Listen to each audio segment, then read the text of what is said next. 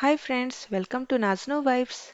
ఈరోజు మన ఛానల్లో ముక్క మెత్తగా మసాలాలు ఎక్కువ లేకుండా మటన్ చాప్స్ ఫ్రై ఎలా చేయాలో మీకు స్టెప్ బై స్టెప్ ఈ వీడియోలో చూపిస్తాను. ఇక ఆలస్యం చేయకుండా ప్రాసెస్లోకి వెళ్ళిపోదామా. ఇదైతే రైస్లో చపాతీలో సూపర్గా ఉంటుంది. దీనికోసం half KG mutton chops, 3 onions, 2 tomatoes, 4 green chillies, 2 tablespoon ginger garlic paste, salt, turmeric, 2 tablespoon red chilli powder, 2 tablespoon coriander powder, coriander leaves, half cup curd.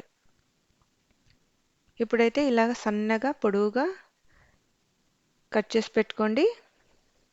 ఇప్పుడైతే ప్రాసెస్లో వెళ్ళిపోదాం.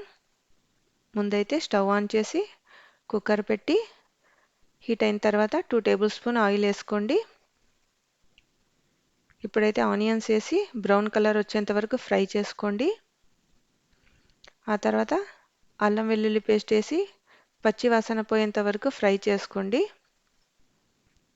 ఇప్పుడైతే మటన్ చాప్స్ వేసుకోండి. వేసిన తర్వాత కూడా కొద్దిసేపు ఫ్రై చేసుకోండి. పసుపు వేసి ఒక 5 to 10 minutes వరకు దీన్ని ఫ్రై చేసుకోవాలండి బాగా. అప్పుడే టేస్ట్ అయితే బాగా వస్తుంది.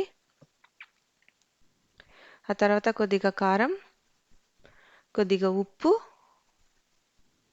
వేసి బాగా ఇలా కలుపుకోండి. మూత పెట్టి మళ్ళీ 5 to 10 minutes వరకు కుక్ చేసుకోండి.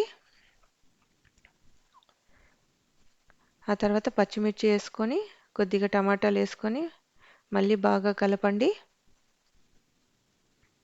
ఇప్పుడైతే మూత పెట్టి 10 minutes తర్వాత కలిపి ఆ తర్వాత మనం పెరుగు వేసుకోవాలి. పెరుగు అయితే హాఫ్ కప్ కర్డ్ సరిపోతుందండి. దానికంటే ఎక్కువ వేసుకోవద్దు. చాలామంది కొబ్బరి కూడా వేసుకుంటారు, పచ్చి కొబ్బరి వేసుకోండి. టేస్ట్ అయితే సూపర్గా ఉంటుంది. ఇప్పుడైతే 1.5 గ్లాస్ వాటర్ వేసాను. ఈ వాటర్ అయితే సరిపోతుంది. దీన్ని కూడా ఒక 5 minutes వరకు కుక్ చేసుకొని ఆ తర్వాత మూత పెట్టి 5 to 6 విజిల్స్ వరకు మీడియం ఫ్లేమ్లో కుక్ చేసుకోండి. ఆ తర్వాత దీన్ని బాండీలో షిఫ్ట్ చేసుకుంటాను. ఇలా షిఫ్ట్ చేసుకుంటే టేస్ట్ అయితే బాగా వస్తుంది, వెడల్పుగా ఉంటుంది కాబట్టి. ఇప్పుడు దీన్ని కూడా 15 minutes వరకు మీడియం ఫ్లేమ్లో కుక్ చేసుకోండి.